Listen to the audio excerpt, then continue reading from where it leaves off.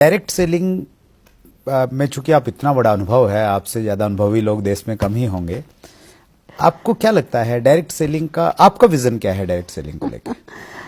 Sir, दो रूप में बताऊंगी, दो रूप में इसका जवाब दूंगी। प्लीज। एक मेरा विजन जब मैंने ज्वाइन किया था और एक मेरा विजन अब क्या है। दोनों में बहुत अंतर है।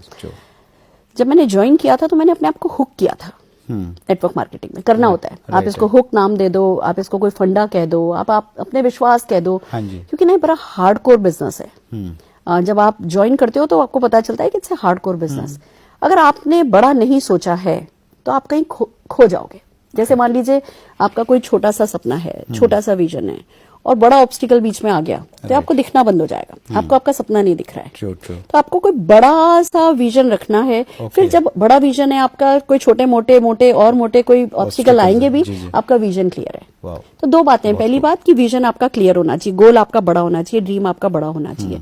दूसरा, अगर ऑब्स्टिकल आया और भले कितना भी बड़ा विजन है, ऑब्स्टिकल पे बहुत ज्यादा फोकस कर दिया तो भी आपका गोल नहीं दिखेगा। तो एक विजन बड़ा हो, मुझे समझ में आया। दूसरा, आपको ऑब्स्टिकल पे बहुत ज्यादा फोकस नहीं करना है। ये दो बातें समझी तो ये मेरे को सीखने को मिला। तो मुझे दो बातें समझ में आई। पहला, बूंद से समुद्र बनाना है। हमने बूंद से समुद्र बनाना शुरू किया। फॉर एग्जाम्पल बताती हूँ आपको।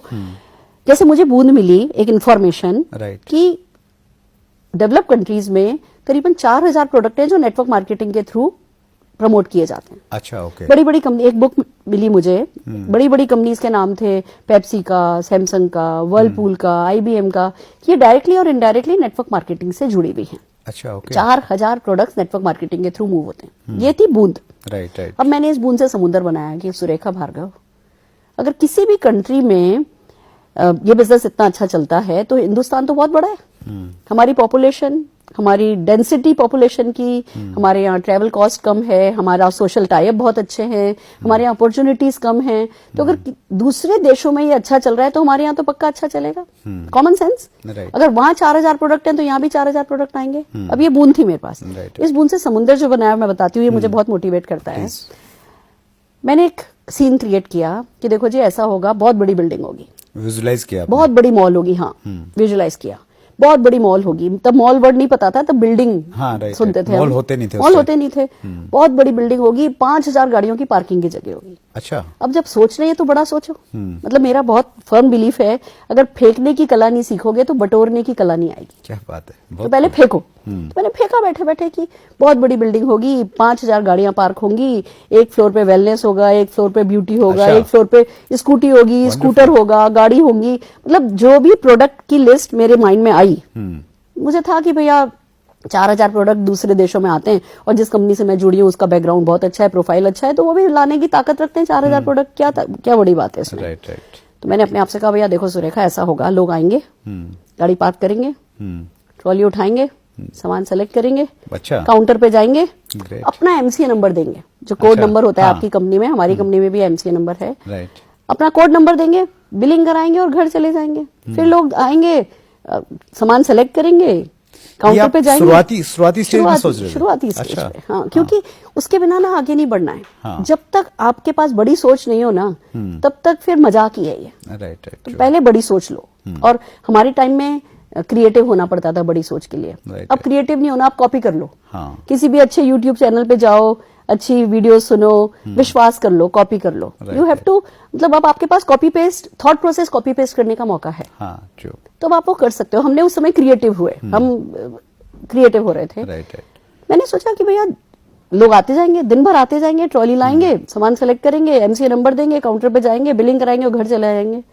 और सुरेखा भार्गव, ये सारे लोग तेरे नीचे होंगे। अच्छा, क्या बात है, बहुत खूब। अब ये जो विजन था ना कि भैया आप ये देखिए ना, मॉल है, बड़ी बड़ी मॉल हैं, लोग सुबह से शाम जाते हैं, शॉपिंग करते हैं। मुझे एक कारण बताइए कि जिस कंपनी में आप काम कर रहे हैं उस कंपनी के प्रोडक्ट के साथ ऐसा क्यों नहीं होगा, या आपके साथ ऐसा क्यों नहीं होगा? संभव है, ये ऐसा ही होगा। मतलब डायरेक्ट सेलिंग में जो प्रोडक्ट हैं उनकी क्वालिटी बहुत अच्छी रहती है, आपको फिर अदर बेनिफिट्स आपको मिलते हैं, क्वालिटी अच्छी है, सर्विस अच्छी है और अर्निंग अपॉर्चुनिटी। देखिए, एक सच सबको समझ लेना है कि कोई भी और अपॉर्चुनिटी हो या कोई भी और शॉप हो जहां से आप सामान लाते हो, वहां पैसा खर्च करके आते हो। नेटवर्क मार्केटिंग में ही आपके खर्चों को आप आमदनी में बदल सकते हो। Very beautiful. तो अगर खर्चे तो आप कर ही रहे हो, सालों से कर रहे हो, अगर मैं आपसे पूछूं आपने बचपन से लेके अभी तक कितने रुपए का डिटर्जेंट काम में ले लिया होगा? हाँ, मतलब लाखों में और उस पर कमाया नहीं, कुछ नहीं अगर वो नेटवर्क मार्केटिंग में नहीं है तो कमाएगा नहीं, पर अगर आप नेटवर्क मार्केटिंग में हो तो वो डिटर्जेंट पे कमाओगे। तो अपने खर्चों को आमदनी में बदलना एक मोनोपोली प्रोडक्ट है।